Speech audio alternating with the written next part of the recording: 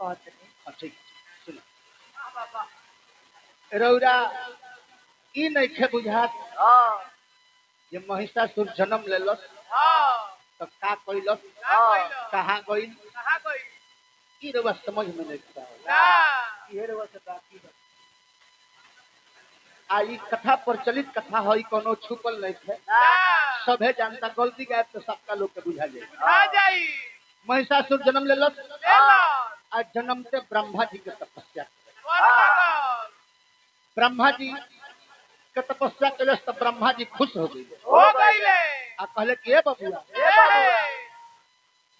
अरे मांग मांग मांग ये बबुआ हमारा से हो बरदा अरे मांग मांग मांग ये बबुआ हमारा से हो बरदा जवन तारा मानवा में हो के तो चलो हो अरे मां जवन तारा मानवा में हो के तो चलो हो यार कहले कि वरदान मांगो उसकी वरदान देबो कहले कि हां उसकी वरदान दो कि हम अमर हो जाए केहू से ना मरी देवता दानव मानो नाग गंधर्व किन्नर केहू मारे ना हमरा के कहले ब्रह्मा जी की असंभव जो जन्म लेता है उसे मरना पड़ता है और तुम भी मरोगे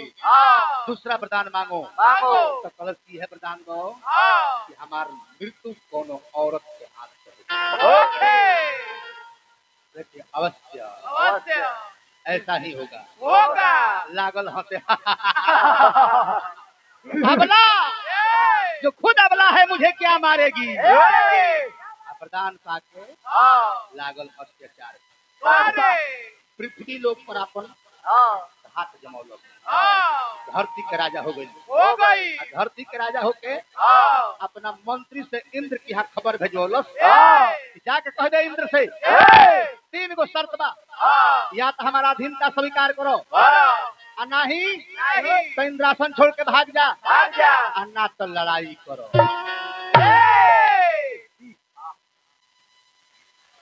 जाके इंद्र से मंत्री कलश महिषासुर के इंद्र हमारा धरती के राजा महिषासुर हमें उनका आदेश बा या तो अधीनता स्वीकार करो आना तो इंद्रासन छोड़ के भाग जा आना तो हमरा राजा से लड़ाई करो कांपे लागल आंख लाल लाल हो गई भैंस के बच्चा का ये मजाल इंद्र से लड़ाई करी जाके कह दे भैंस के बच्चा हो घास खाओ अब पड़ल रहो हाँ भैंस खाओ दूध पियो अब रेली तया के कहलो हैदराबाद चाय दुकान विपिन पासवान जी हमरा के पुरस्कार देनी 1 रुपया हार्दिक अभिनंदन करब आके कलश के महाराज मुंशी पासवान ड्राइवर साहब हमरा के पुरस्कार देनी ड्राइवरो साहब पर एगो गीत गाय टीटीओ साहब पर एगो गीत हार्दिक अभिनंदन करब ए मालिक कलश के मालिक तो बड़ा गोरी आवत रौरा बड़ा खत्म आदमी बा ऐसन ऐसन बात कहले बा जे हमरो से कह ना सके अब इंद्र के यहाँ भी मंत्रिमंडल बैठल आप महिषासुर के यहाँ मंत्रिमंडल बैठल लड़ाई के नीति तैयार होखे लागल आ इंद्रासन पर चढ़ाई कर दिल अब मारी मारी के देवता लोग के इंद्र लोग से भगा दिल आपन आपन रूप बदल के देवता लोग लागल पृथ्वी पर भ्रमण करे विचरण करे तो एक दिन राय को लोग कहिया ले अपन घर छोड़ के हमके घर भी नहीं कोई कोनो उपाय करो तो सब देवता लोग एकता बना के अब तब पहुंचलो ब्रह्मा जी के दरबार में अब ब्रह्मा जी से कहलो कि ब्रह्मा जी सब देवता मन में विचारी अरोबले नया नया सुधारी तकिया हो मोरे ब्रह्मा जी आ जल्दी करी कमनो उपाय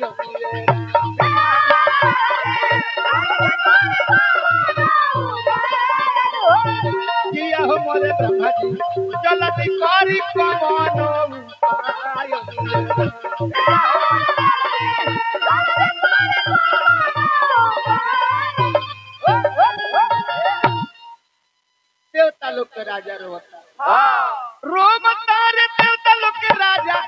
का कही हम अपन तमाशा किया हो मोरे ब्रह्मा जी हाथी आयो राम तले गोइल हमार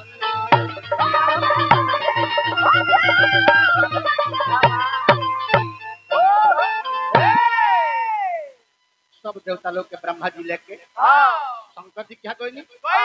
शंकर जी कहते हम लोग एकर उपाय नहीं थे सब देवता मिलकर विष्णु जी क्या कोई लोग अब विष्णु जी से ही बात कहलो तो क्रोध में आके विष्णु जी के मुंह खुलल अब विष्णु जी के मुख से एगो आग के ज्वाला प्रकट भइल पारी सब देवता लोग के बारी बारी से मुंह खुलल सारा देवता लोग के मुंह से एगो आग के ज्वाला निकलल और ज्वाला विराट रूप लेलस और है ज्वाला जब शांत भइल तो एगो नारी उहे ज्वाला नारी का रूप बनल लोग जयकार कही दुर्गा मैया की दुर्गा मैया की काली मैया की हे बबुआ हो देखो कौना कौना देवता से कौन कौन अंग के निर्माण भइल गीत के भाव अरे सुनाओ तनी लीला सुनाओ तनी लीला नारी के रूप के सुनावता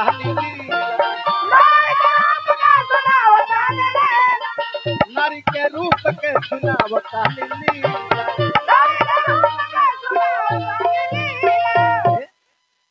शिव तेज से मुंह भइल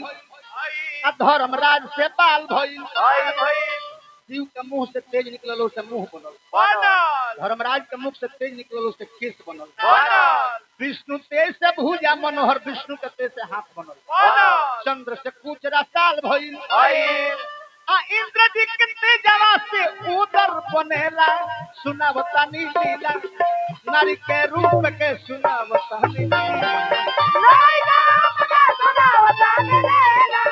नारी के रूप के सुनावता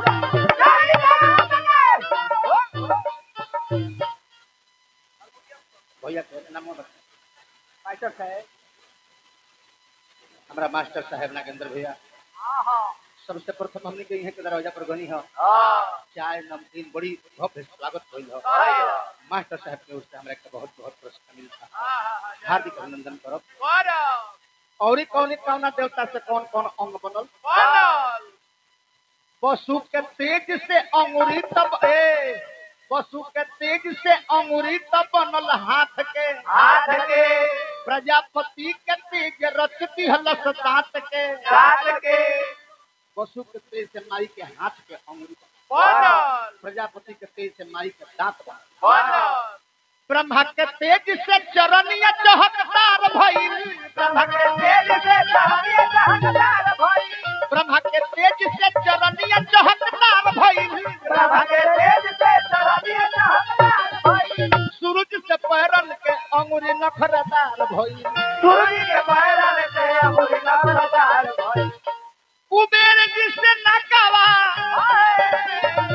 कुबेर जिससे नकावा सुगनी की बनेला सुनावतन लीला नारी के रूप के सुनावतन नारी के रूप के सुनावतन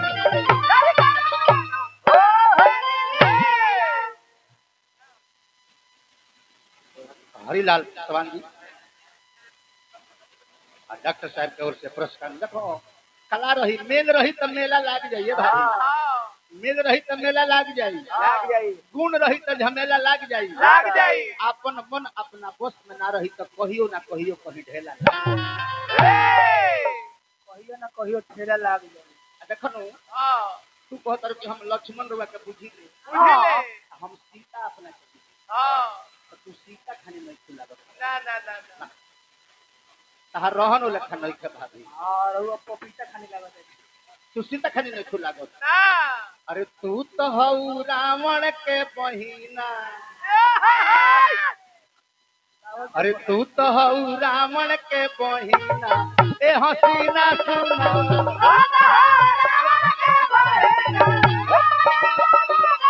तू तो हऊ रावण के बहिना ए हसीना सुना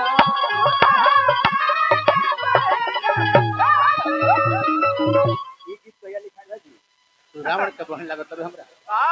आज आ देखो तू जौन मनसा लेके आई बड़ू हमरा लगे तू पूरा ना हो ओइलू बियाह करे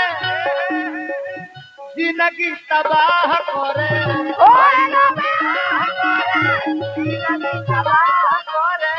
ओइलू बियाह करे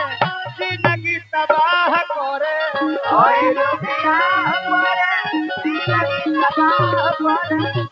हमरा तो बियाह करे आई बड़ू है ना सुनो है मुस्कान बियाह करे आई बड़ू तो देखो हम अकेले नहीं खी हमरा संगे हमारा पत्नी बिया यदि बियाह करे के बाद तो हमरा भाई के लगे चाहिए आवा हे जा तू अभी गांठा बड़ा छोड़ ओइलू बियाह करे अजिंदगी तबाह करे तो संगे बिया हमारो जाना ए हसीना सुना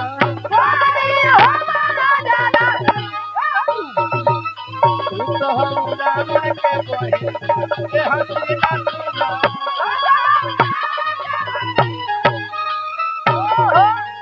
क्या बात है क्या पीता रही तू तो गावे गावे माला डलवाई तू आई हो डलवा के पैसा ले गजब अपना कर्म पर ध्यान नहीं खुद सीता बने खातिर एकदम मर पूरी कर बे आज को तो भारी ले आता है ये तो भारी भजन गावे के लूजन नहीं कथा गावे के लूजन नहीं हम सीता है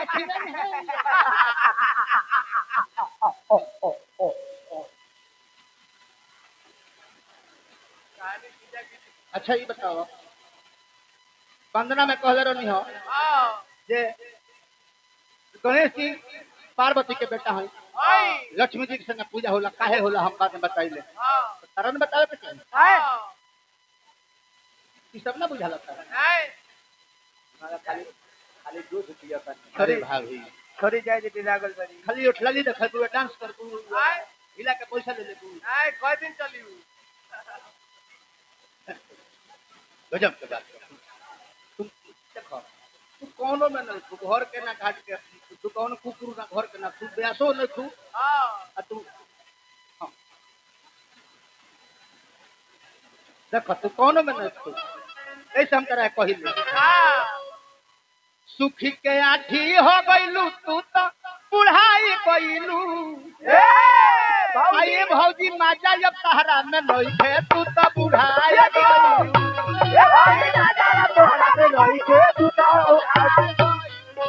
ए भौजी माजा जब तहरा में नहीं थे तू तो बुढ़ाई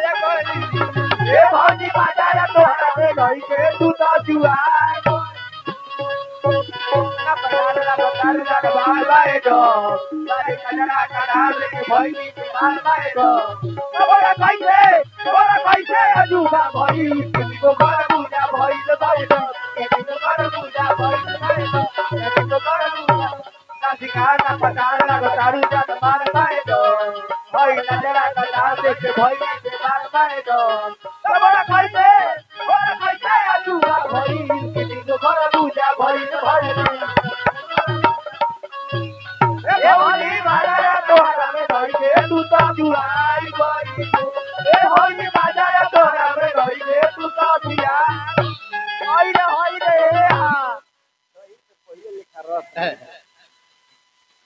कहा था जो राय से गाँव लोग इन तार लोग को सुनाते नहीं।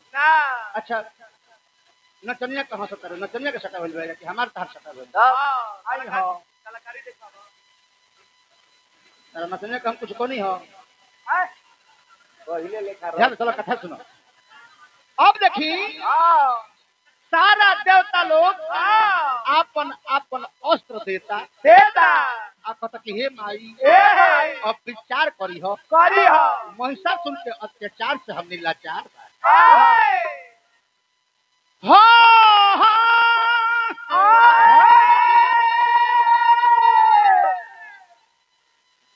अस्त्र शस्त्र ले होली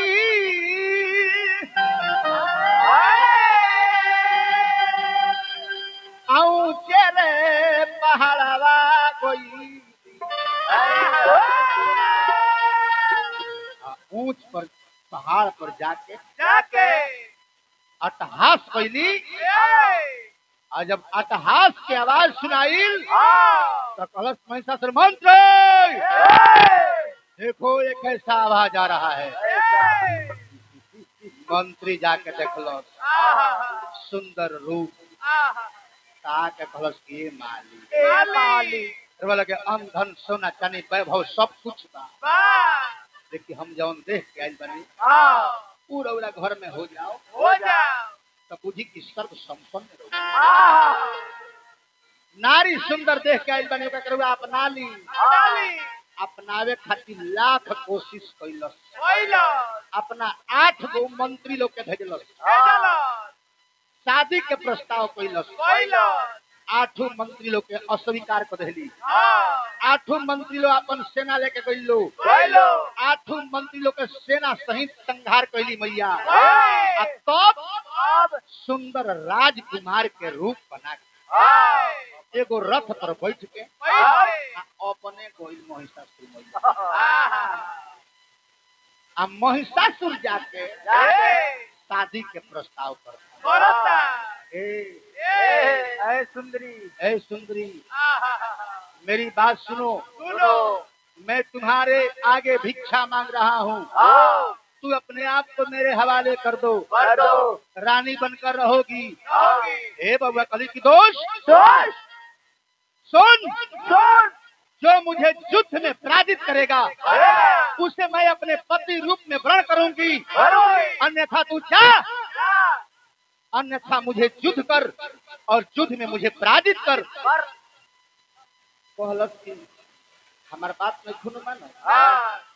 हमार बात नहीं खुन मानो तो तोहरो हाल मंदोदरी के हो। कहली कि मंदोदरी कौना मंदोदरी के बात करता रे? रावण के मेहरारू मंदोदरी के हम जानते ना। रावण के मेहरारू मंदोदरी एगो राजा रहले चंद्रसेन। उनकर मेहरारू के नाम रहे गुणवती। उनके बेटी रहली जेकर नाम रहे मंदोदरी। वही मंदोदरी के कथा कह के सुनावता। ई कथा हमार एज रहल। अब एगो गीत के भाव हो जा।